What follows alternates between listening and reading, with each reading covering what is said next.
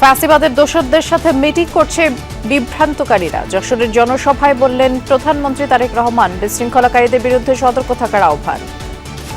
নির্বাচনের সময় আমরা দেখেছি অনেক ব্যক্তি হঠাৎ করে অস্বাভাবিক একটি টিকিট বিক্রির কাজে লেগে গেল। বিভিন্ন জায়গায় বিভিন্ন টিকিট বিক্রি। আপনারা পেয়েছেন কোন টিকিট পাননি আপনারা, কারণ এই টিকিট হচ্ছে বায়বীয় টিকিট। আগামী সপ্তাহ নাগাদ অর্ধেকে নামবে লোডশেডিং, আশ্বাস বিদ্যুৎ মন্ত্রীর। জ্বালানি সংকট নিয়ে রাজনীতি করবে না বিরোধী দল, দেবে সুনির্দিষ্ট প্রস্তাবনা।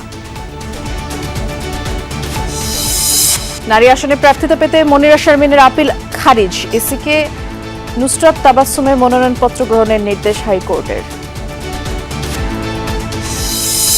দেশজুড়ে ঝড় বৃষ্টি, মেঘের ঘনঘটা, 4 জেলায় বজ্রপাতে নিহত 8। জামালপুরে গাছ পড়ে 2 মেয়ে সহ মায়ের মৃত্যু।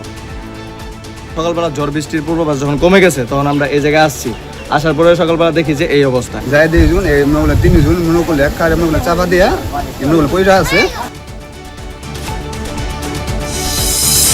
ছিনতাইকারীদের হাতেই খুন হয়েছেন এনবিআর কর্মকর্তা বুলেট বৈরাগী। টঙ্গীতে বাবা ছেলে হত্যার ঘটনায় বড় ভাই গ্রেফতার।